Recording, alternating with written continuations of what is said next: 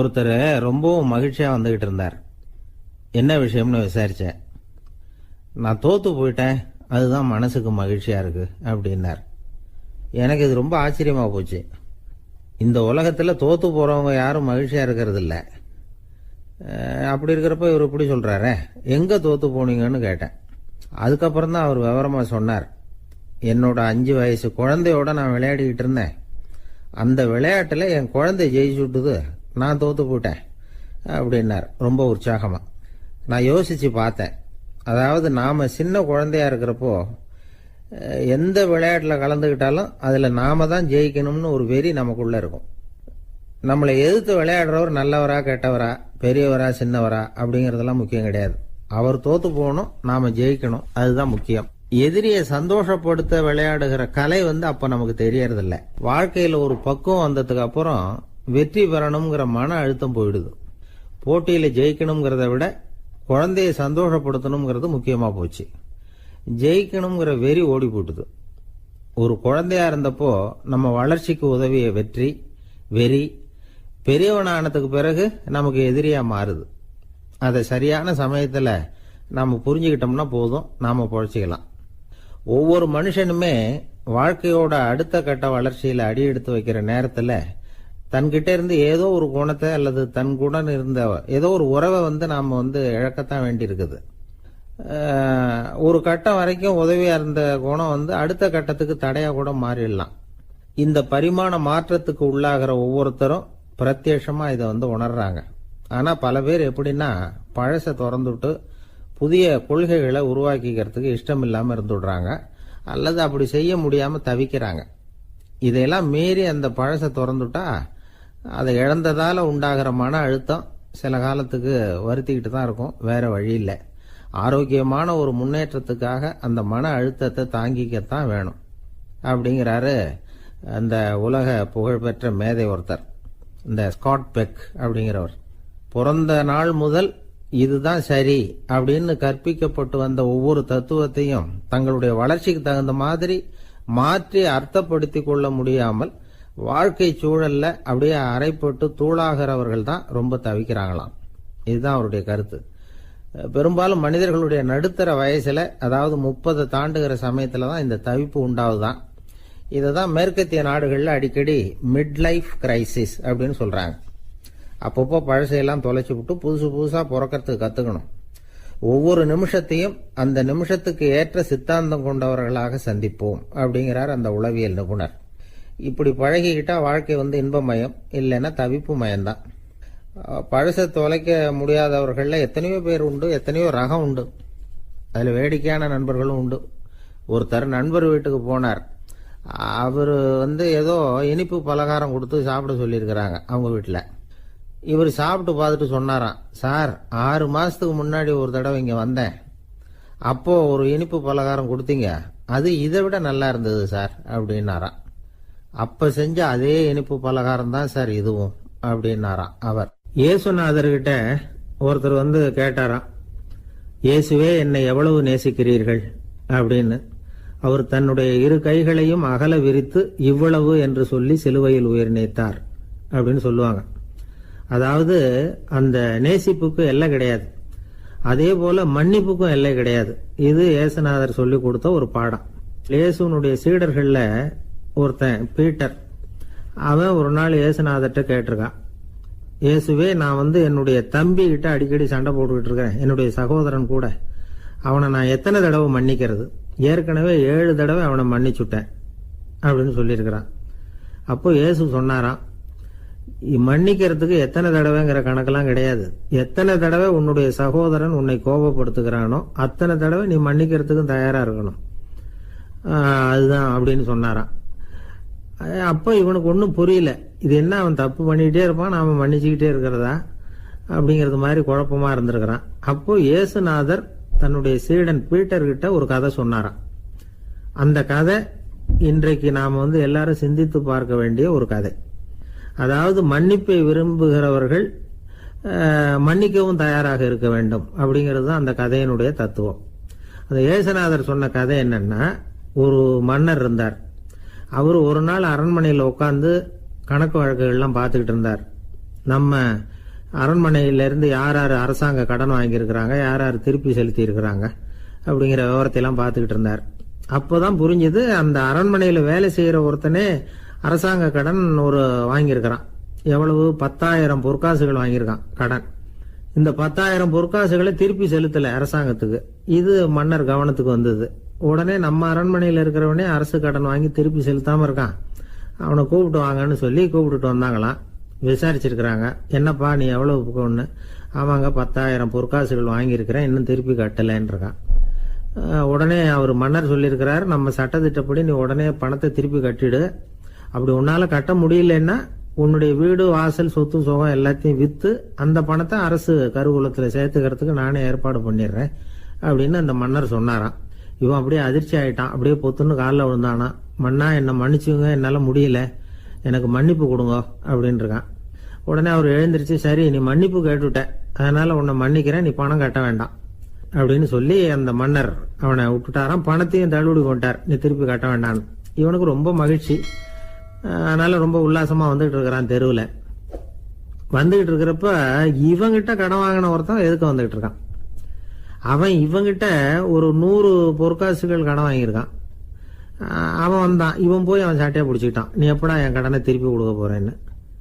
அவன் இப்போ முடியல, கொஞ்சம் பொறுத்துக்கா, அப்புறம் தரேன் இருக்கான். அதெல்லாம் முடியாது, நீ கொடுத்து தான் ஆகணும் அப்படின்னு இவன் புடிவமா சொல்றான். இப்ப நிலைமையை பாருங்க, இவன் ஏற்கனவே 10,000 பொற்காசுகள் அரசாங்கத்துல கடன் வாங்கினா அதுக்கு மன்னிச்சு விட்டுட்டார் இவனை. ஆனா இவன் இன்னொருத்தனை மன்னிக்கிறதுக்கு தயாரா இல்ல. இவங்கிட்ட கடன் வாங்கின இன்னொருத்தன் 10 பொற்காசுகள், அவனை மன்னிக்க தயாரா இல்ல. அவனை கொண்டு போய் நீதிமன்றத்துல கொண்டு போய் நிறுத்தி தண்டனை வாங்கி கொடுத்துட்டான். நீதிபதி என்ன சொன்னாரு, அந்த இவன் வாங்கின பொற்காசுகளை திருப்பி கட்டுற வரைக்கும் ஜெயிலில் இருக்கணுங்கிறது தீர்ப்பு. ஆனா உடனே அரசர் காதுல விழுந்தது. சொல்லிட்டாங்க, உங்ககிட்ட மன்னிப்பு வாங்கிட்டு போனானே ஒருத்தன், அவன் இன்னொருத்தனை மன்னிக்கிறதுக்கு தயாரா இல்லை, அவனை கொண்டு போய் ஜெயிலில் அடைச்சுட்டான் அப்படின்னு. உடனே மன்னர் பார்த்தார், இவனை மறுபடியும் கூப்பிட்டு வர சொன்னார். தபாரப்பா, நான் உன்னை மன்னிச்சு விட்டேன், ஆனா நீ இன்னொருத்தனை மன்னிக்கிறதுக்கு தயாரா இல்லை, அதனால என்னுடைய தீர்ப்பையும் மாத்துறேன், நீயும் அரசு கடன் தீர்ற வரைக்கும் ஜெயிலில் தான் இருக்கணும் அப்படின்னு சொல்லி ஜெயிலுக்கு அனுப்பிச்சுட்டாராம். இப்படி ஒரு கதையை இயேசுநாதர் தன்னுடைய சீடருக்கு சொன்னதாக ஒரு வரலாறு. அது என்ன, அதுல இருந்து நாம புரிந்து கொள்ள வேண்டியதுன்னா, நாம மன்னிக்கப்படணும்னு நாம விரும்புறோம்னா நாம இன்னொருத்தரை மன்னிக்கிறதுக்கு தயாரா இருக்கணும். அதனால நாம இன்னொருத்தரை யாரையும் மன்னிக்க மாட்டோம், ஆனா என்ன இன்னொருத்தர் மன்னிக்கணும் அப்படிங்கறது மாதிரி செய்யக்கூடாதுன்னு சொல்லுவாங்க. அது மாதிரி நாம இப்ப இது தப்பா புரிஞ்சுக்கிறவங்களும் இருக்கிறாங்க. பாவம் மன்னிப்புங்கிறதுலாம் எதுக்குன்னா, அதாவது மறுபடியும் பாவம் செய்யாம இருக்கிறதுக்காக தான். அதான் மன்னிக்கிறாரே அப்படிங்கிறதுக்காக மறுபடியும் பாவம் பண்ணிட்டு இருக்கிறது இல்லை. அதான் ஒருத்தர் கேட்டாராம், பாவத்திலிருந்து மன்னிப்பு கிடைக்கணும்னா நீ என்ன செய்யணும் அப்படின்னு கேட்டிருக்காரு. அதுக்கு அவன் சொல்லியிருக்கிறான், நான் முதல்ல பாவம் செய்யணும், அப்போதானே மன்னிப்பு கிடைக்கும் அப்படின்னு நானா. இப்படிப்பட்டவர்கள் தான் இன்னைக்கு உலகத்தில் அதிகமாக இருக்கிறாங்க. அதனால இந்த மன்னிப்பின் மகத்துவம்ங்கிறது இயேசுநாதர்கிட்ட இருந்து தான் நாம புரிஞ்சுக்கணும். அந்த இயேசு சொன்ன அந்த மன்னிக்கிற மனோபாவம் இருந்தால் இன்னைக்கு உலகம் பூராவும் அமைதி பூங்காவாக இருக்கும். அதுல ஒன்றும் ஆச்சரியமே இல்லை, அதுல ஒன்றும் சந்தேகமும் இல்லை. அதனால மன்னிக்கிற மனோபாவத்தை நாம எல்லாரும் நமக்குள்ளே வளர்த்து கொள்ள வேண்டும் அப்படிங்கிறது தான் நாம இன்றைக்கு எல்லோரும் சிந்தித்து பார்க்க வேண்டிய ஒரு செய்தி. ஒரு வயசான அம்மா தெரு வழியா போயிட்டு இருந்தாங்க. அவங்க கையில எண்ணத்தையோ வச்சுக்கிட்டு அதை அடிக்கடி பார்த்துக்கிட்டே இருந்தாங்க. ஒருத்தன் மெதுவா அவங்க கிட்ட போய் கையில் இருக்கிறது என்ன அப்படின்னு எட்டி பார்த்தா அவங்க கையில 4 பல்லு இருந்துதான். இவன் ஆச்சரியமா அந்த அம்மாவை பார்த்தான். ஏம்மா, உனக்கு என்ன பைத்தியமா, ஏது இந்த பல்லு, இதை என்னத்துக்காக கையில வச்சுக்கிட்டு அலைஞ்சிக்கிட்டு இருக்கிற அப்படின்னு கேட்டிருக்கான். அதுக்கு அந்த அம்மா விவரம் சொல்ல ஆரம்பிச்சாங்களாம். இதை பாருப்பா, எனக்கு ஒரு மகன் இருந்தான், அவனை ரொம்ப செல்லமா வளர்த்தேன். அவனை தரையிலேயே நடக்க விடுறதில்ல, எப்பவும் தூக்கி வச்சுக்கிட்டு இருப்பேன். அவன் நல்லா பெரியவனாகி பள்ளிக்கூடம் போகிறப்ப கூட அவன் புஸ்தக மூட்டையை நான் தான் சுமந்துக்கிட்டு போவேன். பார்க்குறவங்க கூட கேலி பண்ணுவாங்க, ஏம்மா படிக்க போகிறது நீயா உன் பிள்ளையான்னு கேட்பாங்க. அவன் இன்னைக்கு எவ்வளவோ பெரிய மனுஷன் ஆயிட்டான், வெளிநாட்டில் பெரிய உத்தியோகத்தில் இருக்கான். சமீபத்தில் இங்கே வந்துட்டு போனான். ஒரு நாள் ஏதோ கோபத்தில் என்ன அரைஞ்சுட்டான். அப்போ இந்த 4 பல்லும் கீழே விழுந்துட்டுது. இன்னமும் கூட விழுந்திருக்கும், ஆனால் பல்லு தான் இல்லை. என் புள்ள அரைஞ்சதுனால விழுந்த பல்லு இல்லையா அது, அதனால இதை எப்பவும் என் கையிலேயே வச்சுக்கிட்டு ஆசையோடு பார்த்துக்கிட்டு இருக்கிறேன். அவன் தான் வெளிநாட்டுக்கு போட்டான், அவனை பார்க்க முடியாத ஏக்கத்தை நான் இந்த பல்லை பார்த்து போக்கிக்கிறேன் அப்படின்னு நாங்களாம் அந்த அம்மா. இந்த கதை எதுக்காகன்னா தாய் அன்பு அப்படிங்கிறது எப்படிப்பட்டதுங்கிறத புரிஞ்சுக்கிறதுக்காக. கல்யாணம் ஆனதுக்கு அப்புறம் தாயை மறந்து விடுறவங்க எத்தனை பேர் இந்த உலகத்தில்? அவங்க காதில் வேணுங்கிறதுக்காக தான் இந்த தகவல். ஆனால் ஒரு விஷயம் மட்டும் நல்லா புரிஞ்சுக்கணும்.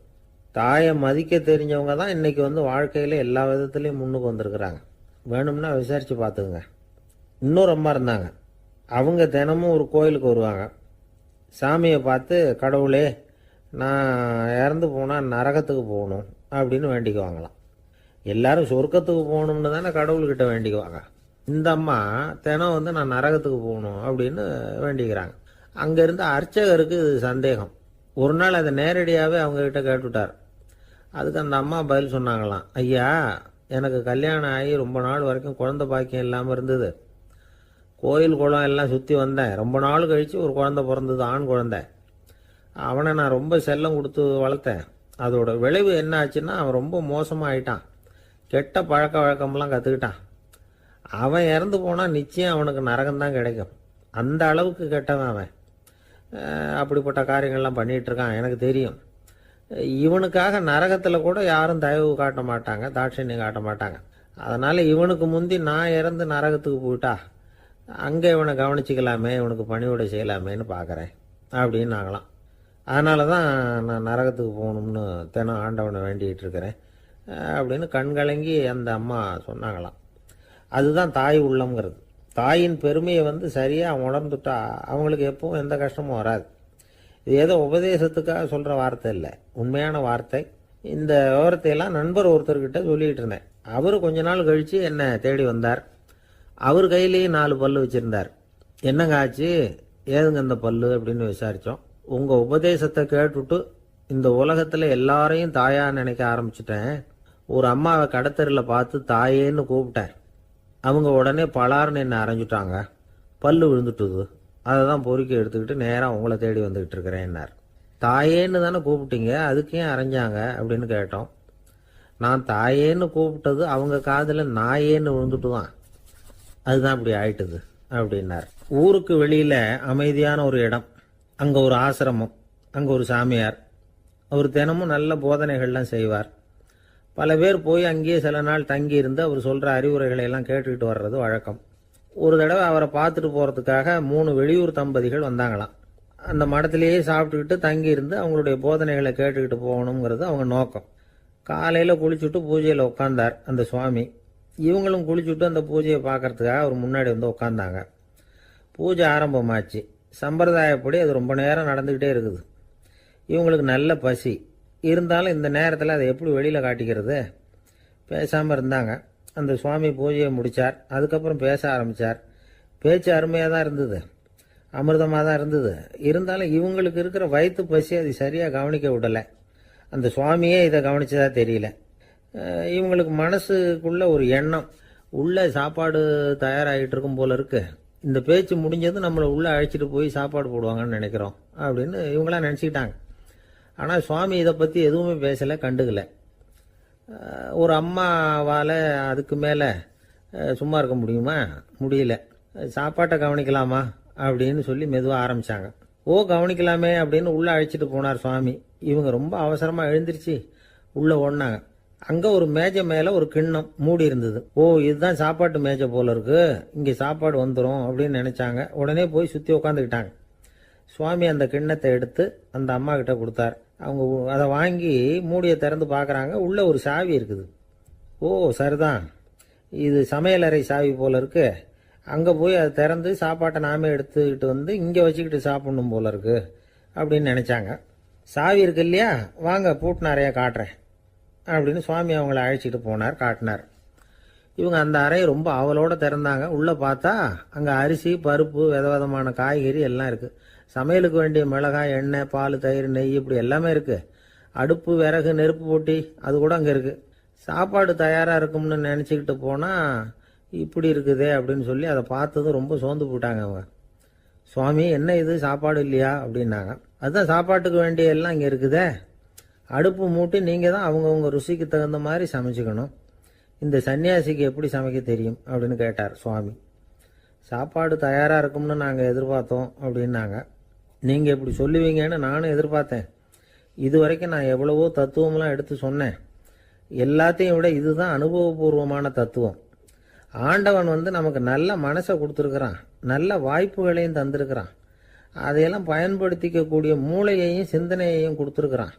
அதனால் அடுப்பை தான் நீங்கள் மூட்டணும், அடுப்பை நீங்கள் தான் மூட்டணும், உங்களுக்கு உகந்ததை நீங்கள் தான் சமைச்சு ருசித்து அனுபவிக்கணும். ஆண்டவனே அதை செஞ்சுக்கிட்டு இருக்க மாட்டான் அப்படின்னாராம் அந்த சுவாமி. நம்முடைய வாழ்க்கையில் பல நல்ல பலன்களை பெறறதுக்கு நாம் தான் முயற்சி பண்ணணும். அதுக்குரிய சூழ்நிலையைத்தான் ஆண்டவன் கொடுப்பானே தவிர அதை விளக்கறதுக்காக தான் அந்த சுவாமி அப்படி செஞ்சு காட்டியிருக்கிறார். இது ஒரு பெரியவர் இப்படி ஒரு விளக்கம் கொடுத்தார். அதுக்கப்புறம் அந்த 3 தம்பதிகளும் தெளிவடைஞ்சுட்டாங்களாம். நாம் தெளிவடைகிறது எப்போங்கிறது தான் தெரியல அப்படின்னு பல பேர் இதை கேட்டுட்டு சொல்லிட்டு இருக்கிறாங்க. இந்த கதையை நம்முடைய நண்பர் ஒருத்தர்கிட்ட சொன்னேன்.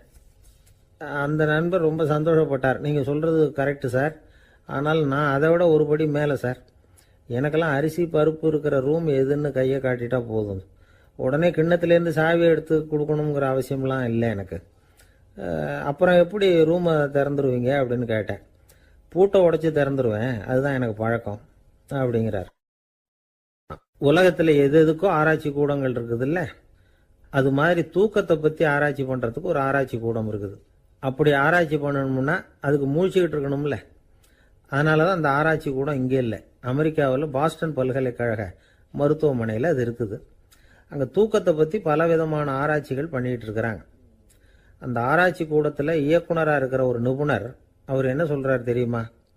உங்களுக்கு தூக்கம் வரலையா, நீங்கள் நல்லா தூங்குறதுக்கு தாராளமாக சில யோசனைகளை என்னால் சொல்ல முடியும் அப்படிங்கிறார். யோசனை தானே, காசா பணமாக கேட்டு வச்சுக்கலாமே. உணவு, மனநிலை, தூங்கும் இடத்தோட சூழ்நிலை, படுக்கைக்கு செல்றப்போ உள்ள பழக்க வழக்கங்கள், இது காரணமாக ஒருத்தருக்கு தூக்கம் வராமல் போகலாம். தூக்கம் வராததுக்கு இதுதான் காரணம்னா அதையெல்லாம் சுலபமாக கட்டுப்படுத்தலாங்கிறார் அவர். தூக்கத்தை வரவழைக்கக்கூடிய ஒரு நல்ல மருந்து உடற்பயிற்சி.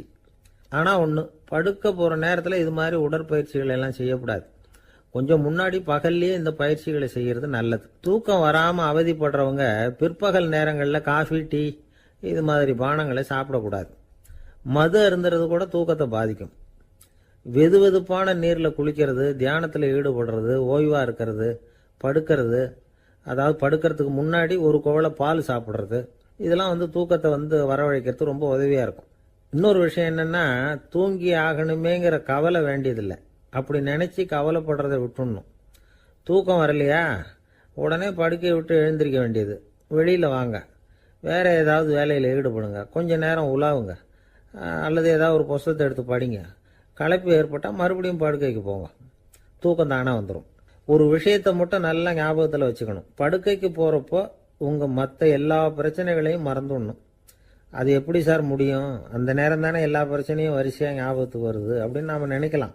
ஆனால் பழக்கத்தில் அதை நாம் மாற்றிக்க முடியும். கொஞ்சம் முயற்சி பண்ணணும், அவ்வளோதான். இது எல்லாமே ஆராய்ச்சி பண்ணி பார்த்துட்டு அந்த நிபுணர் சொல்கிற கருத்து தான். இன்னொரு விஷயமும் அவர் சொல்கிறார்.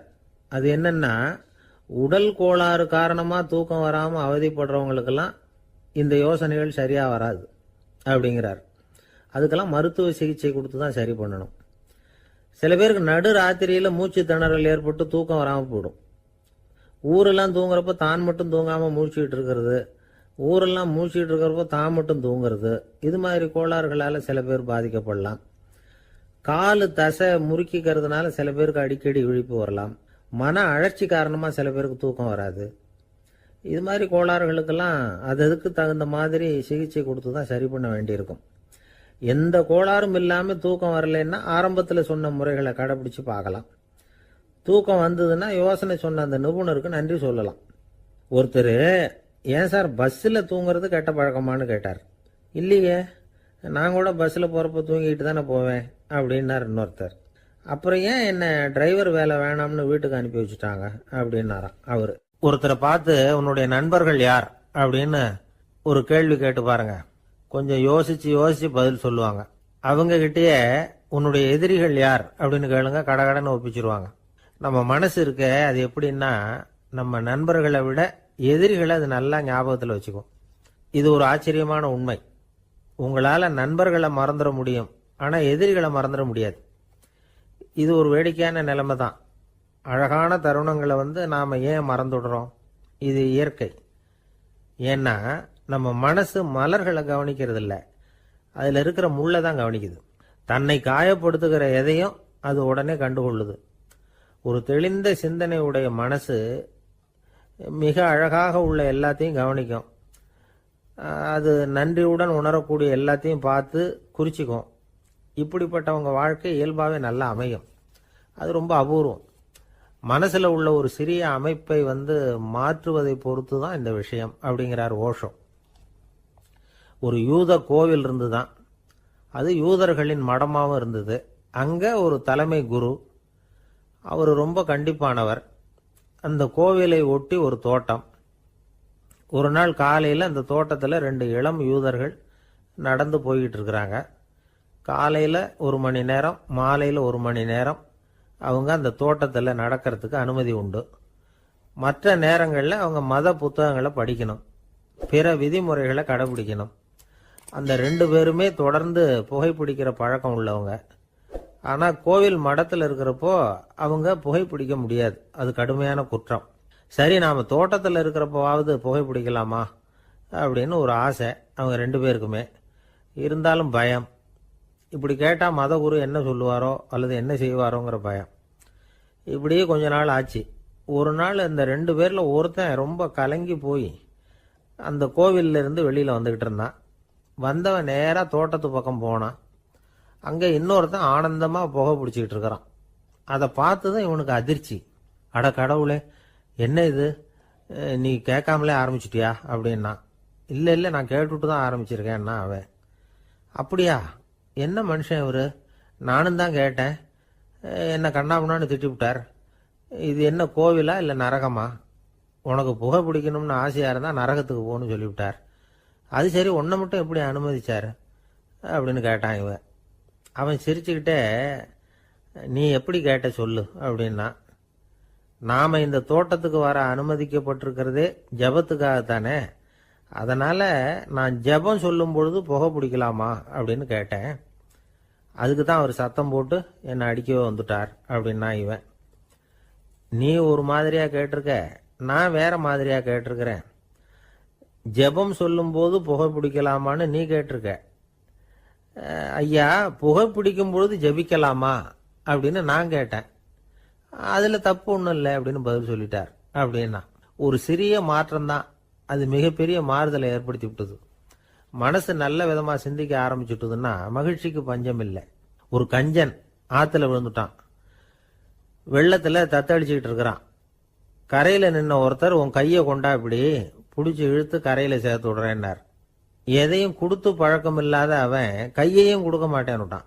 இவர் பார்த்தார், உன் கையை கொடுன்னு சொல்றதுக்கு பதிலாக நான் என் கையை கொடுக்குறேன் பிடிச்சிக்கோ அப்படின்னார். அவன் கப்புன்னு பிடிச்சிக்கிட்டான், இழுத்து கரையில் போட்டார். என்ன சார், உங்கள் பையன் என்ன செஞ்சுக்கிட்டு இருக்கிறான் இப்போ அப்படின்னு கேட்டார் ஒருத்தர்.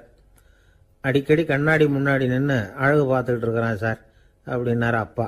இளம் பருவம் இப்படி தான் இருக்கும், அதையெல்லாம் சாதாரணமாக நினச்சிடாதீங்க அப்படின்னாரு அவரு. என்ன சார் சொல்கிறீங்க, கண்ணாடி முன்னாடி நின்றுக்கிட்டு நேரத்தை வீணாக்கிக்கிட்டு இருக்கான், அதை ஒரு பெரிய விஷயமா நான் நினைக்கணுமா அப்படின்னாரு இவர். இளம் பருவத்தில் இளைஞர்களுக்கும் சின்ன பொண்ணுங்களுக்கும் அடிக்கடி கண்ணாடியில் பார்க்கணும்னு தோணும். அது வெறுமனே அழகு பார்க்கறது மட்டும் இல்லை, அவங்க தங்களையே தேடி கண்டுபிடிக்கிற ஒரு முயற்சி அது. இது ஒரு மனோதத்துவ விளைவு. இது வரைக்கும் சின்ன பிள்ளையா இருந்துட்டோம், இனிமேல் நாமளும் மற்றவங்க மாதிரி மனிதர்கள் தான் அப்படிங்கிற உணர்வு அவங்களுக்கு வருது. தங்களோட முகம் எப்படி இருக்குது, அழகு எப்படி இருக்கு, உடம்பு நேரம் எப்படி இருக்கு, முடி எப்படி இருக்கு அப்படிங்கறதையெல்லாம் கண்டுபிடிக்கிறாங்க. அதுக்கப்புறம் இன்னொரு ஆணோ பொண்ணோ தன்னை கவனிக்கணும் அப்படின்னு நினைக்கிறாங்க. இதெல்லாம் மனோதத்துவ உண்மைகள், இதெல்லாம் இயற்கை. இதை பார்த்துட்டு பெற்றவங்க பிள்ளைங்க கெட்டு போட்டாங்க அப்படின்னு நினைக்கக்கூடாது, அவங்கள திட்டிக்கிட்டே இருக்கக்கூடாது. இன்னைக்கு பல குடும்பங்கள்ல இதுதான் நடந்துகிட்டு இருக்குது. மனுஷ வாழ்க்கையிலேயே இப்படியும் இல்லாத அப்படியும் இல்லாத ஒரு பருவம் இளம் பருவம். 13லேருந்து 19 வயசுக்கு உட்பட்ட ஆண்கள் பெண்கள் இந்த வகையை சேர்ந்தவங்க, டீனேஜ் குரூப். இவங்களை சின்னவங்கன்னு நினைச்சிட முடியாது, பெரியவங்கன்னு நினைச்சிட முடியாது. இவங்க ரொம்ப சென்சிட்டிவ். சமூகம் நினைச்சா இவங்களை நல்லவங்களாகவும் ஆக்கலாம், கெட்டவங்களாகவும் ஆக்கலாம். கொஞ்சம் அக்கறை எடுத்துக்கிட்டா பெரிய பெரிய மேதைகளையும் விஞ்ஞானிகளையும் உருவாக்கலாம். ஆனால் நடக்கிறது என்ன தெரியுமா, அநேகமாக இவங்களை யாருமே சரியாக புரிஞ்சுக்கிறது இல்லை, இவங்களை சரியாக நடத்துறதும் இல்லை. இது வரைக்கும் நாம் சொல்கிறத கேட்டுக்கிட்டு இருந்தான், இப்பெல்லாம் அவன் இஷ்டத்துக்கு நடக்க ஆரம்பிச்சுட்டான் அப்படின்னு வருத்தப்படுற பெற்றோர்கள் அதிகம். இது வருத்தப்படுற விஷயம் இல்லை, சந்தோஷப்பட வேண்டிய விஷயம். உங்கள் புள்ள சொந்தமாக யோசிக்க ஆரம்பிக்கிறதும் நடந்துக்க ஆரம்பிக்கிறதும் ஒரு தப்பான விஷயமா? அவன் கடைசி வரைக்கும் உங்கள் பேச்சையே கேட்டுக்கிட்டு இருக்கணுங்கிறது என்ன நியாயம்? இன்னைக்கு இளைஞர்களை பெரியவங்க தப்பாக புரிஞ்சுக்கிட்டு தவறாக நடத்துறதுனால தான் அவங்களுக்கு வெறுப்பு, எரிச்சல், மனக்கசப்பு எல்லாம் உண்டாகுது. பெற்றவங்க சரியாக மதிக்கிறது இல்லை அப்படிங்கிற ஒரே காரணத்தினாலேயே வீணா போகிற பிள்ளைங்க இன்னைக்கு அதிகம். சரி, பெற்றவங்களுக்கு இன்னைக்கு என்னதான் புத்தி சொல்ல வர்றீங்க அப்படின்னு கேட்குறீங்களா? நாம எதையும் சொல்ல வரல. ஆனால் அது சம்பந்தமான சில நிபுணர்கள் சொல்லி இருக்கிறத உங்க காதில் போட்டு வைக்கலாம். அது என்னன்னா, பிள்ளைங்க கிட்ட அன்பு செலுத்துங்க. குழந்தையா இருந்தப்போ எவ்வளவு பாசமா இருந்தீங்க, வளர வளர அதை ஏன் குறைச்சிக்கிறீங்க? பெற்றவங்களின் அன்பான வார்த்தைகளுக்கு ஏங்குறவங்க தான் இன்றைய இளைஞர்கள். அவங்க எதை சொன்னாலும் அதை அக்கறையா காது கொடுத்து கேளுங்க, அலட்சியப்படுத்தாதீங்க. அவங்க விரும்புறது உங்ககிட்ட இருந்து ஒரு மதிப்பு, மரியாதை, அங்கீகாரம், இவ்வளவுதான். அவங்க அவங்களாவே முடிவுகள் எடுக்கட்டும், அதுக்கு நீங்க உதவியா இருங்க, அது போதும். மற்றவங்க முன்னாடி, முக்கியமா அவங்க நண்பர்கள் முன்னாடி அவங்கள பத்தி மட்டமா பேசாதீங்க. அவங்க கிட்ட பொய் சொல்லக்கூடாது. நீங்க சொன்னது பொய்ன்னு தெரிஞ்சு போச்சுன்னா உங்க பேர்ல அவங்களுக்கு இருக்கிற மதிப்பு போயிடும், நம்பிக்கை போயிடும். அவங்களுக்கு முன்னாடி நீங்க சண்டை போடக்கூடாது. உங்க பிள்ளைய எப்பவும் இன்னொரு பிள்ளையோட ஒப்பிட்டு பேசுற வேலையே வேணாம். கூட பிறந்த மற்றவங்களோட கூட ஒப்பிடக்கூடாது. இப்படி செஞ்சா அவன் உங்ககிட்டயும் பிரியமா இருக்க மாட்டான், அவங்ககிட்டயும் பிரியமா இருக்க மாட்டான். புள்ள எங்க போறான், என்ன பண்றான் அப்படின்னுலாம் துப்பறிஞ்சிக்கிட்டு இருக்கக்கூடாது. இளைஞர்கள் தனிமையை விரும்புறவங்க. அவங்கள பெட்டியில வச்சு மூடி பாதுகாக்கணும்னு நினைக்கக்கூடாது. அவங்கள எப்படி பாதுகாக்கிறது அப்படிங்கிறது அவங்களுக்கே தெரியும். உங்க புள்ள எப்படி நடந்துக்கணும்னு நீங்க எதிர்பார்க்குறீங்களோ அது மாதிரி நீங்க நடந்து காட்டுங்க, அது போதும். ஒரு வீட்டில் அப்பாவும் அம்மாவும் பேசிட்டு இருக்கிறாங்க. என்னங்க, நம்ம பொண்ணு பெரியவளாயிட்டா, அடிக்கடி கண்ணாடி முன்னாடி போய் நின்றுகிட்டு இருக்கிறா, சீக்கிரமா ஒரு பையனை பார்த்து கல்யாணத்தை முடிக்காம இப்படி மசன்னு கல்லு மாதிரி உட்காந்துருக்குறீங்களே அப்படின்னு சத்தம் போட்டாங்க. அந்த அம்மா, அவசரப்படாத, பார்க்கறதுக்கு கண்ணுக்கு அழகா லட்சணமா புத்திசாலியா ஒரு பையன் கிடைக்க வேணாமா, அதுதான் பார்த்துக்கிட்டு இருக்கிறேன் அப்படின்னாரு அப்பா. இதுக்கு அந்த அம்மா சொல்றாங்க, எங்க அப்பா இப்படியெல்லாம் நினைச்சுக்கிட்டு இருந்திருந்தா எனக்கு கல்யாணமே ஆயிருக்காது தெரியுமா அப்படின்னாங்களாம். 1816 வருஷம் செப்டம்பர் மாசம் 11ஆம் தேதி பிரான்ஸ் தேசத்துல உள்ள ஒரு மருத்துவமனை. அங்க ஒரு இளம் டாக்டர் கொஞ்ச நாளைக்கு முன்னாடி தான் அந்த ஆஸ்பத்திரியில புதுசா வேலைக்கு சேர்ந்திருக்கிறார். அவரு பேரு ரெனே லெனக். அவரு அன்னைக்கு காலையில அந்த மருத்துவமனையில அப்படியே ரவுண்ட்ஸ் வந்துகிட்டு இருக்கிறார். வார்டுல ஒரு படுக்கையில ஒரு இளம் பெண் படுத்திருக்கிறா. அந்த பொண்ணுக்கு இருதய நோயா இருக்கலாம்ங்கிறது மற்ற டாக்டர்கள் சந்தேகம். அந்த காலத்துல எல்லாம் ஒருத்தருடைய இருதய துடிப்பை தெரிஞ்சுக்கணும்னா நோயாளியின் மார்புல டாக்டர் காதை வச்சு பார்த்து தான் தெரிஞ்சுக்கிறது வழக்கம். ஆனா இந்த பெண்ணும் இளம் பெண், அந்த டாக்டரும் புதுசா சேர்ந்திருக்கிறவர். அதனால பரிசோதனை பண்ண தயங்கினார். கொஞ்ச நேரம் யோசனை பண்ணார். திடீர்னு ஒரு ஞாபகம் வந்தது அவருக்கு. அதாவது அன்னைக்கு விடியற் காலையில தோட்டத்தில் அப்படி வாக்கிங் போயிட்டு இருந்தப்போ சின்ன பசங்கள்லாம் ஒரு மரக்கட்டையை வச்சு விளையாடிட்டு இருந்தாங்களாம். அதை இவர் பார்த்துருக்கிறார். அது என்ன விளையாட்டுனா, ஒரு நீளமான மரப்பலகை, அதில் ஒரு முனையில் ஒரு பையன் தன்னுடைய காதை வச்சுக்கிட்டு இருக்கிறான், மறுமுனையில் இன்னொரு பையன் அந்த மரப்பலகையை ஒரு ஆணியால் கீறிக்கிட்டு இருக்கிறான். ஒரு முனையில் ஆணியால் கீறும் பொழுது மறுமுனையில் காதை வச்சிருக்கிற பையனுக்கு அந்த சத்தம் துல்லியமாக கேட்குது. அந்த டாக்டருக்கு காலையில் பார்த்த இந்த விளையாட்டு ஞாபகத்துக்கு வந்துட்டுது. உடனே என்ன பண்ணார் தெரியுமா? ஒரு நீளமான காகிதத்தை எடுத்தார். அதை அப்படியே உருளை மாதிரி உருட்டினார். ஒரு முனையை அந்த நோயாளியின் மார்புல இடது பக்கம் வச்சார், இன்னொரு முனையில தன்னுடைய காதை வச்சார். என்ன ஆச்சரியம்! நோயாளியின் மார்புல நேரடியா காதை வச்சு கேட்கறத விட துல்லியமா கேட்டது இதய துடிப்பு. இதய துடிப்பு மட்டும் இல்ல, மூச்சு இழுத்து விடுறது, திரவ பொருள்களின் அசைவு, எல்லா சத்தமும் தெளிவா கேட்குது. கிரேக்க மொழியில ஸ்டெத்தாஸ் அப்படின்னா மார்பு, ஸ்கோப்பின் அப்படின்னா பார்ப்பதுன்னு அர்த்தம். அதனால டாக்டர் ரெனே லெனக் தான் கண்டுபிடிச்ச கருவிக்கு ஸ்டெத்தஸ்கோப் அப்படின்னு பேர் வச்சார். அவரே முதல் மாடலையும் செஞ்சார். அளவு ரொம்ப பெருசா இருந்தது, சுலபமா எடுத்துட்டு போகிறது கஷ்டம், அது அவ்வளவு கஷ்டமா இருந்தது அது. அதனால அவரே அதை அப்புறம் 2 பிரிவா தயார் பண்ணார். இது 2 துண்டையும் டாக்டர் தன்னோட கோட்டு பாக்கெட்ல வச்சுக்கலாம், தேவைப்படுறப்ப எடுத்து ஒன்னா சேர்த்துக்கலாம். இப்படிதான் அவர் ஆரம்பத்தில் பண்ணார். தன்னுடைய இந்த கண்டுபிடிப்பை பத்தி அவர் ஒரு புத்தகம் எழுதினார். நிறைய வித்துது, புகழும் பணமும் சேர்ந்தது. பணமும் புகழும் சேர்ந்தது மாதிரியே அவருக்கு ஒரு நோயும் சேர்ந்தது. அது என்ன நோயின்னு கண்டுபிடிக்கிறதுக்கும் அவரு கண்டுபிடிச்ச கருவி தான் உபயோகப்பட்டுதான். அவரே அதை கண்டுபிடிச்சார். அவருக்கு வந்திருந்தது காச நோய். 1826 வருஷம் ஆகஸ்ட் மாசம் 13ஆம் தேதி உலகத்தின் முதல் ஸ்டெதஸ்கோப்பை கண்டுபிடிச்ச டாக்டர் ரெனே லெனக் காலமானார். அவர் சாகிறதுக்கு முன்னாடி மரத்தால் செஞ்சு வச்சிருந்த ஸ்டெதஸ்கோப்பை தனக்கு வேண்டியப்பட்ட ஒரு டாக்டர்கிட்ட கொடுத்து, என்னுடைய சொத்துக்கள்லேயே ரொம்ப வசந்தது அப்படின்னு சொன்னாராம். அதுக்கப்புறம் 3 வெள்ளைக்காரங்க சேர்ந்து இந்த கருவியில் சில மாற்றங்களை பண்ணாங்க. ஆனால் 1829 லண்டனில் டாக்டர் நிக்கோலஸுங்கிறவர் ஒரு காதால் இதய துடிப்பை கேட்கறத விட டாக்டர் 2 காதாலையும் கேட்கறது தான் சரியா இருக்கும் அப்படின்னு ஒரு கருத்தை வெளியிட்டார். அதுக்கப்புறம் ரொம்ப காலம் கழிச்சு 1852 ஜார்ஜ் காமான் அப்படிங்கிறவர் ரப்பர் டியூப்களை உபயோகப்படுத்தி 2 காதாலையும் கேட்கற மாதிரி ஒரு புதிய வடிவத்தை அதுக்கு கொடுத்தார். அதுக்கு பிறகு அது படிப்படியா எவ்வளவோ மாற்றங்கள் இருந்தாலும் ஆரம்பத்தில் டாக்டர் ரெனே லெனக் உருவாக்கின அடிப்படை மாடலை யாரும் மாற்றி அமைக்கலைங்கிறது தான் முக்கியமான விஷயம். நமக்கு தெரிஞ்ச ஒரு ஆஸ்பத்திரி, அதில் ஒரு நோயாளி, காலை நேரத்தில் நர்ஸு அந்த பக்கமாக போயிட்டு இருந்தாங்க. அதை பார்த்துட்டு ஒரு நர்ஸுன்னு கத்துறார். நர்ஸு அவசரமாக ஓடி வந்து என்ன விஷயம்னு கேட்டாங்க. சிஸ்டர், இங்கே பாருங்க, உங்கள் டாக்டரை என் நெஞ்சில் ஒரு காதை வச்சு கேட்டுக்கிட்டு இருக்கிறார் அப்படின்னார் நோயாளி. சிஸ்டர் பதட்டப்படாமல், அதனால் என்ன, இந்த டாக்டர் பழமையான விஷயங்களில் ரொம்ப நம்பிக்கை உள்ளவர், அதனால் ஸ்டெதாஸ்கோப்பை உபயோகப்படுத்தாமல் காதை வச்சு கேட்குறார், அது ஒன்றும் தப்பு இல்லை அப்படின்னாங்களாம். ஐயோ, அதுக்காக இல்லை சிஸ்டர், இவர் என் நெஞ்சு மேலே தலையை வச்சது நேற்று ராத்திரி 9 மணி, இப்போ விடிஞ்சு போச்சு, இன்னமும் தலையை எடுக்கவே இல்லை, அதுக்காக தான் சந்தேகப்பட்டு உங்களை கூப்பிடுறேன் அப்படின்னாராம். அரேபிய நாடு, அங்கே ஒரு ஆட்சி தலைவர், அரேபிய நாட்டு ஆட்சி பொறுப்பை ஏற்றுக்கிட்டவர். அவர் வந்து ஆட்சி பொறுப்பை ஏற்றுக்கிட்ட பிறகு ஒரு நாள் ஒரு தெருவில் நடந்து போய்கிட்டு இருந்தார். அவர் தோளில் ஒரு பெரிய துணி மூட்டை, அதை சுமந்துக்கிட்டு கடத்தெருவை நோக்கி அவர் போய்கிட்டு இருக்கிறார். வழியில் அவரை சந்திச்சார் உமர். அவர் கேட்டார், கலீஃபா அவர்களே, எங்கே புறப்பட்டுட்டீங்க அப்படின்னு கேட்டார். கலீஃபான்னா ஆட்சி தலைவர்னு அர்த்தம். இதுக்கு அவர் சொன்னார், நான் வந்து துணி வணிகம் செய்கிறவன், அதனால துணி வியாபாரம் செய்யறதுக்காக போயிட்டு இருக்கிறேன்னார். நீங்க இப்போ இந்த நாட்டுக்கு ஆட்சி தலைவர், ஆட்சி பொறுப்புல இருக்கிறீங்க, நீங்க வியாபாரம் செய்ய போட்டா அரசு பணிகளை செய்யறது யாரு அப்படின்னு கேட்டார் அவர். நான் அரசு பணிகளை மட்டுமே செஞ்சுக்கிட்டு இருந்தா என் குடும்பத்தை காப்பாத்துறது யாரு அப்படின்னு கேட்டார் அவர். இப்படி கேட்டவர் யார் தெரியுமா? அவர் தான் அபூபக்கர், இறை தூதர் முகமது அவர்களுக்கு பிறகு கலீஃபாவாக தேர்ந்தெடுக்கப்பட்டவர். அப்போலாம் ஆட்சி தலைவர்களுக்கு சம்பளம்னு எதுவும் கிடையாது. இந்த பிரச்சனையை எப்படி தீர்க்கிறதுன்னு யோசனை பண்ணார் உமர். அபு உபைதா அவர்கள்கிட்ட அழைச்சிட்டு போனார்.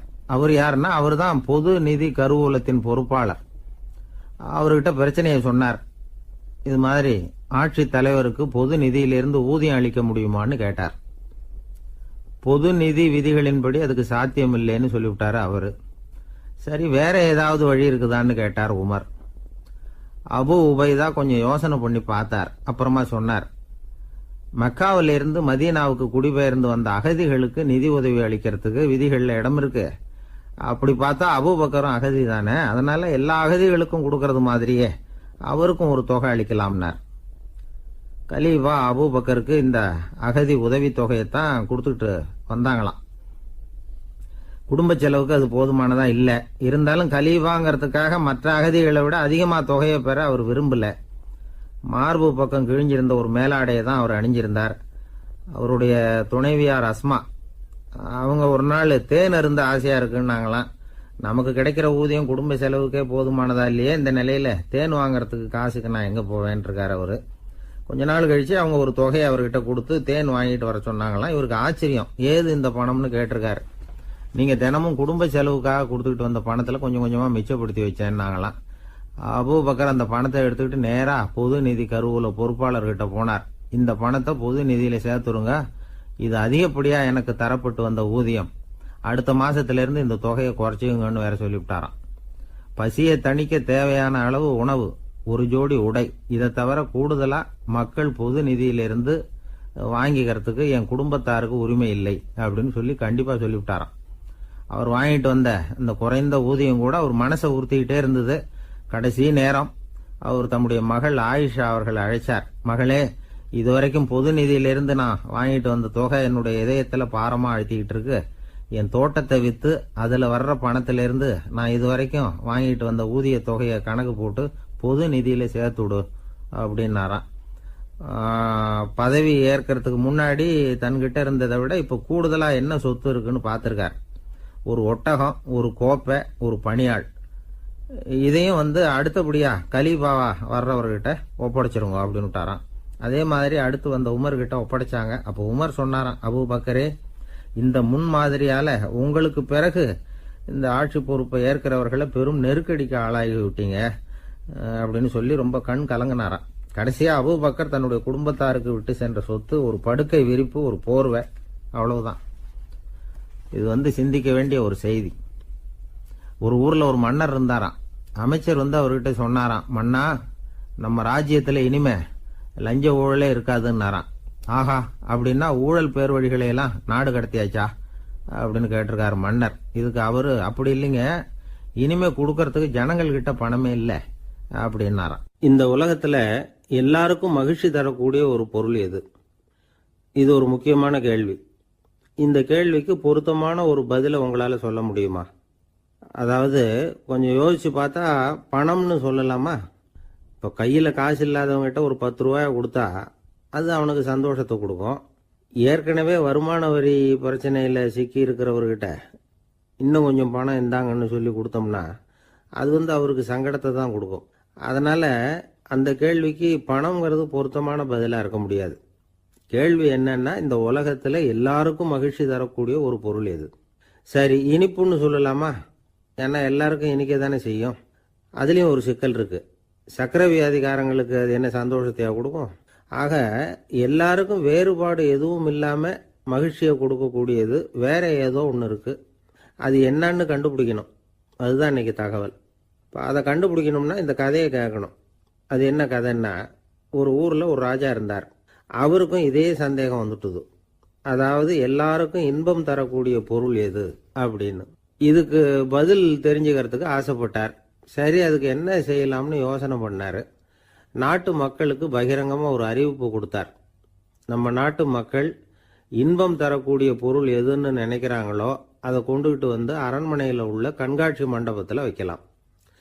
அப்படி அவங்க வைக்கிற பொருள்களில் எது எல்லாருக்கும் இன்பம் தரக்கூடியதாக இருக்குமோ அதை வச்சவருக்கு 1000 பொற்காசுகள் பரிசு அப்படின்னு அறிவிப்பு கொடுத்துட்டார்.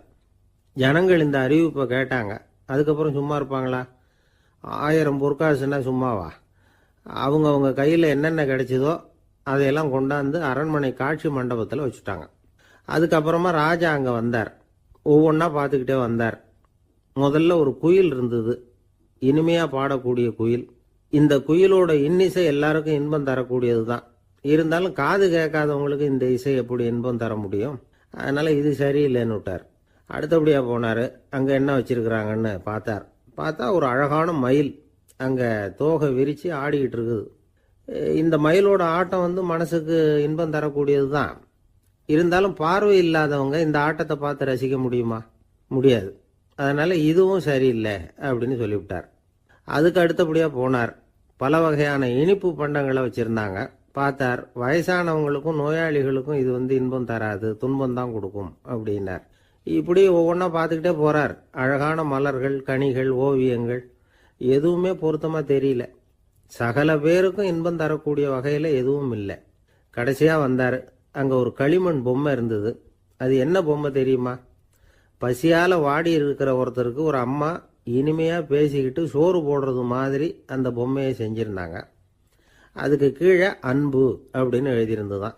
ராஜா பளிச்சுன்னு ஒரு முடிவுக்கு வந்தார். அந்த பொம்மையை செஞ்ச சிற்பியை வரவழைச்சார், பரிசு கொடுத்தார். அன்பு ஒன்று தான் எல்லாருக்கும் இன்பம் அளிக்கக்கூடிய பொருள். காது கேட்காதவங்களும் அதை கேட்க முடியும், பார்வை இல்லாதவங்களும் அதை பார்க்க முடியும், குழந்தைகளும் அதை உணர முடியும் அப்படின்னு அதுக்கு விளக்கம் கொடுத்தார் அந்த மன்னர். இந்த உலகத்தில் எல்லாருக்கும் மகிழ்ச்சி தரக்கூடிய ஒரு பொருள் அன்பு தான். அதை புரிஞ்சுக்கிட்டு தான் சில கணவன்மார்கள் மனைவி பேரில் ரொம்ப அன்பை காட்டிக்கிறது வழக்கம். ஒரு வீட்டு வாசப்படி பக்கமாக மழைக்கு ஒதுங்கினார் ஒருத்தர். மழை தூரிக்கிட்டு இருந்தது, இருட்டு நேரம். அந்த வீட்டில் இருந்தவர், இன்னைக்கு ராத்திரி வேணும்னா இங்கேயே தங்கிட்டு காலையில் போங்க அப்படின்னார். உடனே இவர் சொன்னார், ரொம்ப நன்றிங்க, ஒரு 10 நிமிஷத்தில் இதை வந்துடுறேன் அப்படின்னு சொல்லிவிட்டு எங்கேயோ ஓடினார். 10 நிமிஷம் கழித்து திரும்பி வந்தார். ஆமாம், எங்கே போயிட்டு வந்தீங்கன்னு கேட்டார் வீட்டில் இருந்தவர். நேராக எங்கள் வீட்டுக்கு போய் மனைவி கிட்ட இன்னைக்கு ராத்திரி இங்கேயே தங்கிக்கிறேன்னு சொல்லிவிட்டு வந்துட்டேன் அப்படின்னார் அவர். அன்புல இது ஒரு ரகம். ஆசைப்படுறதுல தப்பு இல்லை, ஆனால் அந்த ஆசை தேவைக்கு தகுந்த மாதிரி இருக்கணும். தேவைக்கு மீறிய ஆசைகள் இருக்கு பாருங்க, அது தேவையில்லை. இந்த கருத்தை வலியுறுத்தது மாதிரி ஒரு கதை உண்டு. தேவேந்திரனுக்கு திடீர்னு வீடு கட்டணும்னு ஒரு ஆசை வந்துதான். வீடுன்னா நாம கட்டுற மாதிரி இல்லை. தேவேந்திரன் வீடுன்னா சும்மாவா, ஒரு பிரம்மாண்டமான அரண்மனை கட்டணும். அது மாதிரி இந்த 3 லோகத்திலேயும் ஒரு அரண்மனை கிடையாது அப்படின்னு எல்லாரும் சொல்லணும். இது அவனோட ஆசை. உடனே தேவ தச்சரான விஸ்வகர்மாவை கூப்பிட்டான், உத்தரவு போட்டான். விஸ்வகர்மா தன்னுடைய உதவியாளர்களை எல்லாம் கூப்பிட்டு ஒன்னா சேர்த்துக்கிட்டார். படாத பாடுபட்டு ஒரு பெரிய அரண்மனையை கட்டி முடிச்சார். கட்டி முடிக்க 1000 வருஷம் ஆச்சு. தேவேந்திரன் வந்து பார்க்குறான். அவனுக்கு திருப்தி ஏற்படலை. என்னுடைய அந்தஸ்துக்கு இது ரொம்ப சாதாரணமான கட்டிடம், இதை விட இன்னும் பெருசாக கட்டு அப்படின்னா. தேவ தச்சர் திணறி போயிட்டார். அவரால் அதுக்கு மேலே எதுவும் செய்ய முடியல. என்ன பண்ணுறதுன்னு யோசனை பண்ணார். நேராக நாரதர் காலில் போய் விழுந்தார். நீங்கள் தான் என்னை இந்த பிரச்சனையிலேருந்து காப்பாற்றணும்னார். நாரதர் யோசனை பண்ணார். சரி, கவலைப்படாதேன்னார். நேராக இந்திரன் கிட்ட போனார். இந்திரன் வந்து நாரதரை பார்த்த உடனே வாங்கன்னு கூட்டிகிட்டு போய் அரண்மனையை காட்டினான். இது மாதிரி ஒரு அரண்மனையை நீங்கள் வேற எங்கேயாவது பார்த்துருக்குறீங்களா அப்படின்னு ரொம்ப பெருமையாக கேட்டான். நான் பார்த்ததில்லை, ஆனால் என்னை விட வயசில் மூத்தவர் மகரிஷி லோமேசர், அவர் ஒரு வேளை பார்த்துருக்கிறாரா என்னமோ அப்படின்னார். உடனே அவரை மனசில் நினச்சி தியானம் பண்ணினார். அடுத்த கணம் லோமேசர் அங்கே வந்தார். இடையில ஒரு சின்ன துண்டு, கையில் ஒரு கமண்டலம், தலையில் ஒரு பாய், அவ்வளவுதான் அவர்கிட்ட இருந்தது. எதுக்காக தலையில் எந்த பாய் அப்படின்னு கேட்டான் இந்திரன். என்ன மாதிரி அற்ப ஆயுள் உள்ள ஒரு ஜீவன் தனியாக வீடு கட்டிக்கிட்டு திண்டாடணுமா? இந்த பாய் தான் ஒரு வீடு மாதிரி எனக்கு நிழல் கொடுக்குது அப்படின்னார் அவர். என்னது, உங்களுக்கு வந்து அவ்வளவு கொஞ்சமான ஆயுளா அப்படின்னு ஆச்சரியத்தோடு கேட்டான் இந்திரன். ஆமாம், இதை பாரு, என்னுடைய மார்பில் ஒரு பொற்காசு அளவுக்கு ரோமம் உதிர்ந்துட்டுது. எப்போ என் உடம்புல உள்ள எல்லா ரோமமும் உதிர்ந்துருமோ அப்போ என்னுடைய ஆயுள் முடியும் அப்படின்னார். எப்போ அந்த ரோமங்கள் பூரா உதிரும்னு கேட்டான் இவன். ஒரு பிரம்மா மறைஞ்சதும் ஒரு ரோமம் உதிரும். என் உடம்புல உள்ள ரோமங்களின் எண்ணிக்கை எவ்வளவோ அவ்வளவு பிரம்மாக்கள் தோன்றி அவங்க ஆயுள் முடியும் பொழுது என் உடம்புல உள்ள ரோமங்கள் பூரா உதிரும் அப்படின்னார். அப்படின்னா ஒரு பிரம்மாவோட ஆயுள் எவ்வளவு காலம்னு கேட்டான். ஒரு பிரம்மாவுக்கு 100 தேவ வருஷம். ஒவ்வொரு தேவ வருஷத்துக்கும் 365 தேவ நாள். ஒவ்வொரு தேவ நாள்லையும் ஒன்ன மாதிரி 14 இந்திரர்கள் தோன்றி மறைகிறாங்க அப்படின்னு மகரிஷி லோமேசர் சொல்றார். இதை கேட்டதும் இந்திரன் ஆடி போயிட்டான். அவ்வளவு ஆயுள் உள்ள இவரே அற்ப ஆயுள்னு சொல்றார். நான் என்னுடைய ஆயுளை பெருசா நினைச்சுக்கிட்டு பிரம்மாண்டமான அரண்மனை கட்டணும்னு ஆசைப்படுறேனே அப்படின்னு நினைச்சான். எனக்கு வீடு கட்டின வரைக்கும் போதும்னு விட்டான். அதனால நாமெல்லாம் நம்முடைய தேவைக்கு தகுந்த மாதிரி ஆசைப்படுறது தான் நியாயம். ஆனால் அப்படியே நடந்துக்கிறோம். மனுஷன் வந்து கடவுளையே ஏமாத்தி காசி வாங்கிறதுக்குள்ள ஆசைப்படுறான். ஒரு தீக்குச்சி தீப்பெட்டியை பார்த்து கேட்டுதான், நாம 2 பேரும் தானே உரசிக்கிறோம், ஆனா நான் மட்டும் தீ பிடிச்சி எரிஞ்சு போறேன், நீ அப்படியே இருக்கிறிய அப்படின்னு தான். அதுக்கு தீப்பெட்டி சொல்லி இருக்குது, உனக்கு தலையில கணம் இருக்கு அதனால அழிஞ்சு போற அப்படின்னு தான். எப்படி இருக்கு பாருங்க இந்த பதில். தலையில கணம் உள்ளவங்க யாருமே சரியா இருக்க முடியாது. எவ்வளவு பெரியவங்களா இருந்தாலும் சரி, ரொம்ப கஷ்டம்தான் அது. கர்வம்ங்கிறது கூடவே கூடாது. இதை விளக்கறதுக்கு மகான் ஒருத்தர் ஒரு சம்பவத்தை சொல்றார். அர்ஜுனன் வந்து தீர்த்த யாத்திரை பண்ணானா. அப்போ தென்னிந்தியாவுக்கு வந்திருக்கிறான். ராமேஸ்வரத்துக்கு போனப்போ அங்க இலங்கைக்கு கல்லுலாம் அடுக்கி போடப்பட்டிருந்த பாலத்தை பார்த்தானா. ஒரு சின்ன குரங்கு அதுக்கு பக்கத்துல விளையாடிட்டு இருந்திருக்கு. அதை பார்த்துட்டு அர்ஜுனன் சிரிச்சிருக்கான். ஏன் சிரிக்கிறேன்னு கேட்டிருக்கு அந்த குரங்கு. ராமன் மிகச்சிறந்த வில் வீரன். அப்படி இருக்கிறப்போ அவன் வந்து இலங்கைக்கு அம்புகளாலேயே ஒரு பாலம் கட்டியிருக்கலாம்.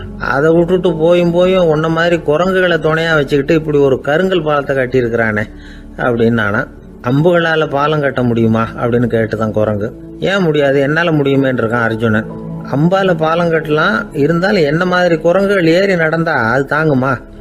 அதனாலதான் ராமர் வந்து கருங்கல் பாலமே கட்டினார் அப்படின்றது குரங்கு சொல்லிச்சான். அப்படியே சொல்ற, நான் வேணும்னா இப்ப அம்புகளாலேயே ஒரு பாலத்தை கட்டுறேன், நீ அது மேல ஏறி நடந்து பார். பாலம் விழுந்துட்டுதுன்னா நான் தீ மூட்டி அதுல குதிச்சு உயிர் தியாகம் பண்ணி விடுறேன் அப்படின்னு நான் ரொம்ப கோபமா. உடனே அந்த சின்ன குரங்கு பெரிய உருவம் எடுத்துட்டுதான். கையில் கதையோட அர்ஜுனன் முன்னாடி நிற்கிறான் அனுமன். பார்த்தா, என்னுடைய தலைவர் ராமரையா இழிவா பேசுற, நீ இப்போ பாலம் கட்டு, நான் என்னுடைய பலத்தை காட்டுறேன் அப்படின்னா அனுமன். அர்ஜுனன் தன்னுடைய காண்டிபத்தை எடுக்கிறான், சரமாரியா அம்புகளை விடுறான். அதெல்லாம் ஒன்னோட ஒன்று கோத்துக்கிட்டு அப்படியே பாலம் மாதிரி நிற்கிது. அர்ஜுனன் தலை நிமிர்ந்து நின்னான். அனுமன் உயர கிளம்பி அங்கேருந்து பாலத்தில் பொத்துன்னு இறங்கினான். பாலம் அப்படியே நொறுங்கி போச்சு தூள் தூளா. என்ன அர்ஜுனா, இப்போ என்ன செய்ய போற அப்படின்னா ஏளனமா. அர்ஜுனன் தலையை தொங்க போட்டுக்கிட்டான். சொன்னபடி தீ மூட்டி அதில் குதிக்கிறதுக்காக 3 தடவை சுற்றி வந்தான். அப்போ கிருஷ்ணர் அங்கே வந்தார். என்ன அர்ஜுனா, என்ன நடக்குது, என்ன இது அப்படின்னு ஒன்றும் தெரியாத மாதிரி கேட்டார். அர்ஜுனன் வாயை திறக்கிறதுக்கு முன்னாடி அனுமன் வாயை திறந்தான், நடந்ததை சொன்னான். அர்ஜுனன் சவால் விட்டபடி உயிர் திறந்தே ஆகணும்னா அனுமன். கிருஷ்ணர் யோசனை பண்ணார். நல்லது, இந்த சவால் விட்டதுக்கும் நடந்ததுக்கும் யார் சாட்சி? பெரியவர் ஒருத்தரை சாட்சியாக வச்சுக்கிட்டல்லவா நீங்கள் இந்த போட்டியை நடத்தியிருக்கணும் அப்படின்னார். அதனால் என்ன, இப்போ மறுபடியும் அந்த போட்டியை நடத்தி விட்டா போச்சு, என்னால் அந்த அம்பு பாலத்தை நொறுக்க முடியாதா அப்படின்னா அனுமன். சரி, இப்போ மறுபடியும் அது நடக்கட்டும்னார் கிருஷ்ணர். அர்ஜுனன் அம்பு பாலம் அமைச்சான். அனுமன் ஏறி குதிச்சான். பாலம் அசைஞ்சு கொடுக்கவே இல்லை, அவ்வளோ உறுதியாக இருக்கு. இப்போ அனுமன் தலையை குனிஞ்சுக்கிட்டான். அர்ஜுனன் நன்றியோட நிமிர்ந்து பார்த்தான். கிருஷ்ணருடைய தோள்கள்லேயும் முதுகள்லேயும் ரத்தம். என்ன சுவாமி, என்ன நடந்ததுன்னு நான் பதறி போய், உன் அம்பு பாலத்தை நான் தான் முட்டு கொடுத்து தாங்கிட்டு இருந்தேன். அனுமன் குதிச்சப்போ என் மேலே ஏற்பட்ட காயங்கள் இவை. பின்ன உன்னுடைய அம்பு பாலத்தினாலேயா பாலம் நின்னுதுன்னு நினைக்கிற அப்படின்னாரான். முதல்ல அர்ஜுனன், அப்புறம் அனுமன் 2 பேருக்குமே கர்வ பங்கம் ஆயிட்டு தான். அதாவது அவங்க கிட்ட இருந்த கர்வம் போயிட்டுது. யாரா இருந்தாலும் கர்வம் கூடாதுங்கிறத இதுல இருந்து நாம புரிஞ்சுக்கணும். இந்த காலத்துல நாமெல்லாம் எந்த விஷயத்துக்கெல்லாம் கர்வப்பட்டுக்கிட்டு இருக்கோம் தெரியுமா? 2 பெண்கள் தங்களுடைய கணவன்மார்களை பத்தி ரொம்ப பெருமையா பேசிக்கிட்டாங்களாம். அதுல ஒரு அம்மா சொல்லியிருக்கு, என் வீட்டுக்காரர்கிட்ட எந்த சப்ஜெக்ட் கொடுத்தாலும் சரி, அந்த விஷயத்தை பத்தி அழகா 1 மணி நேரம் பேசுவார் அப்படின்னாங்களாம். உடனே இன்னொரு அம்மா, அது என்ன பிரமாதம், என் வீட்டுக்காரருக்கு சப்ஜெக்டே தேவையில்லை, விஷயமே இல்லாம நாள் பூரா பேசிக்கிட்டு இருப்பார் அப்படின்னாங்களாம். ஆசைப்படுறதுல தப்பு இல்லை, ஆனா அந்த ஆசை தேவைக்கு தகுந்த மாதிரி இருக்கணும். தேவைக்கு மீறிய ஆசைகள் இருக்கு பாருங்க, அது தேவையில்லை. இந்த கருத்தை வலியுறுத்தது மாதிரி ஒரு கதை உண்டு. தேவேந்திரனுக்கு திடீர்னு வீடு கட்டணும்னு ஒரு ஆசை வந்துதான். வீடுன்னா நாம கட்டுற மாதிரி இல்லை. தேவேந்திரன் வீடுன்னா சும்மாவா, ஒரு பிரம்மாண்டமான அரண்மனை கட்டணும். அது மாதிரி இந்த 3 லோகத்திலயும் ஒரு அரண்மனை கிடையாது அப்படின்னு எல்லாரும் சொல்லணும். இது அவனோட ஆசை. உடனே தேவ தச்சரான விஸ்வகர்மாவை கூப்பிட்டான், உத்தரவு போட்டான். விஸ்வகர்மா தன்னுடைய உதவியாளர்களை எல்லாம் கூப்பிட்டு ஒன்னா சேர்த்துக்கிட்டார். படாத பாடுபட்டு ஒரு பெரிய அரண்மனையை கட்டி முடிச்சார். கட்டி முடிக்க 1000 வருஷம் ஆச்சு. தேவேந்திரன் பார்க்கறான். அவனுக்கு திருப்தி ஏற்படல. என்னுடைய அந்தஸ்துக்கு இது ரொம்ப சாதாரணமான கட்டிடம், இதை விட இன்னும் பெருசா கட்டு அப்படின்னா. தேவ தச்சர் திணறி போயிட்டார். அவரால் அதுக்கு மேல எதுவும் செய்ய முடியல. என்ன பண்றதுன்னு யோசனை பண்ணார். நேரா நாரதர் காலில் போய் விழுந்தார். நீங்க தான் என்ன இந்த பிரச்சனையிலேருந்து காப்பாற்றணும்னார். நாரதர் யோசனை பண்ணார். சரி, கவலைப்படாதேன்னார். நேரா இந்திரன் கிட்ட போனார். இந்திரன் நாரதரை பார்த்த உடனே வாங்கன்னு கூட்டிட்டு போய் அரண்மனையை காட்டினான். இது மாதிரி ஒரு அரண்மனையை நீங்க வேற எங்கேயாவது பார்த்துருக்கிறீங்களா அப்படின்னு ரொம்ப பெருமையா கேட்டான். நான் பார்த்ததில்ல, ஆனா என்னை விட வயசுல மூத்தவர் மகரிஷி லோமேசர், அவர் ஒருவேளை பார்த்துருக்கிறாரா என்னமோ அப்படின்னார். உடனே அவரை மனசுல நினைச்சு தியானம் பண்ணினார். அடுத்த கணம் லோமேசர் அங்க வந்தார். இடையில ஒரு சின்ன துண்டு, கையில ஒரு கமண்டலம், தலையில ஒரு பாய், அவ்வளவுதான் அவர்கிட்ட இருந்தது. எதுக்காக தலையில இந்த பாய் அப்படின்னு கேட்டான் இந்திரன். என்ன மாதிரி அற்ப ஆயுள் உள்ள ஒரு ஜீவன் தனியா வீடு கட்டிக்கிட்டு திண்டாடணுமா? இந்த பாய் தான் ஒரு வீடு மாதிரி எனக்கு நிழல் கொடுக்குது அப்படின்னார் அவர். என்னது, உங்களுக்கு அவ்வளவு கொஞ்சமான ஆயுளா அப்படின்னு ஆச்சரியத்தோட கேட்டான் இந்திரன். ஆமா, இதை பாரு, என்னுடைய மார்புல ஒரு பொற்காசு அளவுக்கு ரோமம் உதிர்ந்துட்டுது. எப்ப என் உடம்புல உள்ள எல்லா ரோமமும் உதிர்ந்துருமோ அப்ப என்னுடைய ஆயுள் முடியும் அப்படின்னார். எப்ப அந்த ரோமங்கள் பூரா உதிரும்னு கேட்டான் இவன். ஒரு பிரம்மா மறைஞ்சதும் ஒரு ரோமம் உதிரும். என் உடம்புல உள்ள ரோமங்களின் எண்ணிக்கை எவ்வளவோ அவ்வளவு பிரம்மாக்கள் தோன்றி அவங்க ஆயுள் முடியும் பொழுது என் உடம்புல உள்ள ரோமங்கள் பூரா உதிரும் அப்படின்னார். அப்படின்னா ஒரு பிரம்மாவோட ஆயுள் எவ்வளவு காலம்னு கேட்டான்.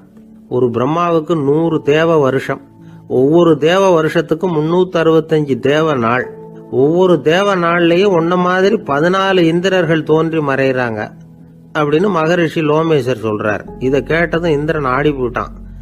அவ்வளவு ஆயுள் உள்ள இவரே அற்ப ஆயுள்னு சொல்றார்.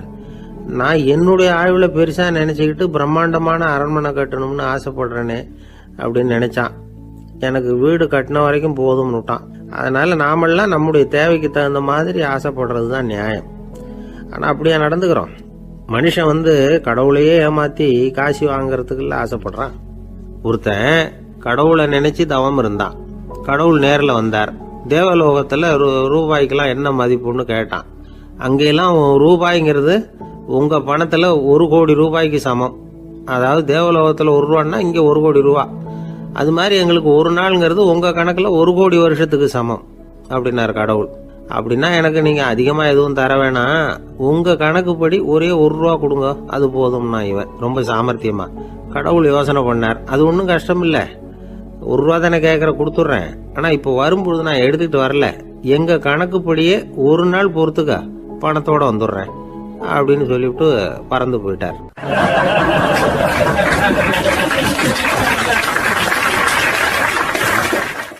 ஒருத்தர் மனசுல நிம்மதி இல்லாம உட்கார்ந்திருந்தார். என்ன சார் விஷயம் அப்படின்னு விசாரிச்சேன். அகலக்கால் வச்சுட்டேன், அதுதான் அவதிப்படுறேன்னார். விவரமா சொல்லுங்கன்னு. வீடு கட்டணும்னு ஆரம்பிச்சேன், வேலை பாதியிலேயே நிக்குது, கையில பணம் இல்லை அப்படின்னார். இது மாதிரி ஆசாமிகள் பல பேரை நீங்க பார்த்துருக்கலாம். இவங்கெல்லாம் சுலபமா மன அழுத்தத்துக்கு ஆளாயிடுறாங்க. மன உளைச்சல், அதாவது ஸ்ட்ரெஸ் அப்படின்னு சொல்றோமே, அதுக்கு அடிப்படையான சில காரணங்கள் உண்டு. அதாவது மிகையாக திட்டமிடுதல் அப்படிங்கறதும் ஒரு முக்கியமான காரணம். நடைமுறை சாத்தியம் என்னங்கிறத மனசுல வச்சுக்கிட்டு எந்த திட்டத்தையும் தீட்டணும், அப்பதான் அது சரியா வரும். 2வது காரணம் என்ன தெரியுமா? ஒரே நேரத்தில் பல்வேறு செயல்களில் ஈடுபடுறது. தொலைபேசியில பேசிக்கிட்டே கையில் இருக்கிற கடிதத்தை படிச்சுக்கிட்டே எதிரில் உட்காந்துக்கிட்டு இருக்கிறவருக்கும் அப்பப்போ பதில் சொல்லிக்கிட்டு மனசுல பல்வேறு சிந்தனைகளை அப்படியே ஓட விட்டுக்கிட்டு இருக்கிறது, இதுவும் மன அழுத்தத்தை உண்டாக்குது. 3வது காரணம், எதிலேயும் வெற்றி மட்டும் எதிர்பார்க்கிற ஒருதலைப்பட்சமான ஆர்வம். நாம தொட்டதெல்லாம் வெற்றியாவே முடியணும் அப்படின்னு எதிர்பார்க்கிறவங்க ஏதாவது ஒண்ணுல தோல்வியை கண்டா தோண்டு போயிடுறாங்க. எப்படியும் முடியலாம்ங்கிற எண்ணம் ஏற்கனவே நமக்குள்ள இருந்துட்டுதுன்னா அந்த அவஸ்தை வராது. அதனால அதுவும் நம்ம வளர்த்து கொள்ள வேண்டிய ஒரு குணம். மன உளைச்சல் ஏற்படுறதுக்கு இன்னொரு காரணம், எதையும் வேகமா செஞ்சுடணும் அப்படிங்கிற துடிப்பு. அந்த துடிப்பே மனசை அழுத்த ஆரம்பிச்சிடும். எந்த ஒரு காரியத்திலையும் தாமதமோ இடையூறோ ஏற்பட்டா அதை பொறுத்துக்கிற மனப்போக்கம் வேணும். அது இல்லாதவங்க அழுத்தத்துக்கு ஆளாயிடுறாங்க. சில பேர் வேலைன்னு எந்த நேரம் பார்த்தாலும் வேலையே கதின்னு கிடப்பாங்க. பொழுதுபோக்குக்கோ உடற்பயிற்சிக்கோ குடும்பத்தில் உள்ளவங்க அல்லது நண்பர்கள் கூட கலந்துரையாடவோ கொஞ்சம் கூட நேரம் ஒதுக்க மாட்டாங்க. இந்த சுபாவம் மன அழுத்தத்தை உண்டு பண்ணும். இதையெல்லாம் புரிஞ்சுக்கிட்டு அதிலிருந்து விடுபடுறது எப்படின்னு யோசிக்கணும். வல்லுநர்கள் இது தொடர்பாக சில யோசனைகளை சொல்லி வச்சிருக்கிறாங்க. அது என்னன்னா, வாழ்க்கைங்கிறது பிரச்சனைகளால பின்னப்பட்ட ஒன்று. அது எப்பவுமே முடிவடையாத ஒரு தொடர்கதை அப்படிங்கிறத முதல்ல நாம புரிஞ்சுக்கணும். ஒரே நேரத்தில் ஒரு காரியத்தில் மட்டுமே நாம கவனம் செலுத்தணும். அடுத்தவங்க காரியத்தில் தலையிடக்கூடாது. எதையும் பேச ஆரம்பிக்கிறதுக்கு முன்னாடி நம்மை நாமே கேட்டுக்க வேண்டிய கேள்வி 2. 1, நான் சொல்ல போறது ரொம்ப முக்கியமானதா? 2வது, நான் சொல்றத அவங்க கேட்கறதுக்கு ஆசைப்படுறாங்களா? நான் பேசுறதுக்கு அது சரியான நேரம் தானா? இதை யோசிச்சு பார்த்ததுக்கு அப்புறம் எதையும் பேச ஆரம்பிக்கணும். முடிஞ்ச அளவுக்கு வளைந்து போகிற சுபாவத்தை வளர்த்துக்கணும். நம்ம நேரம் விலை மதிப்பு இல்லாதது, அதை வீணாக்கக்கூடாது. சிரிக்க தெரியலனாலும் பரவாயில்ல, முகத்தில் கொஞ்சம் புன்முறுவலாவது காட்டணும். இதெல்லாம் ரொம்ப முக்கியம். அடுத்தவங்க ஏதாவது செஞ்சா உடனே நன்றி சொல்ல மறக்கப்படாது. தினமும் கொஞ்ச நேரத்தை தனிமையில் செலவு பண்ணணும். மன உளைச்சல்ல இருந்து விடுபடுறதுக்கு 3 முக்கிய வழிகள் சொல்றாங்க. அதை சுருக்கமா ரெட் அப்படின்னு சொல்றாங்க. RED ஆங்கில எழுத்துல. அந்த முதல் எழுத்து R, அது என்னன்னா ரிலாக்ஸேஷன், அதாவது இடை ஓய்வு. 2வது E எக்ஸர்சைஸ், உடற்பயிற்சி. 3வது டயட், திட்டமிட்ட உணவு முறை. அதனால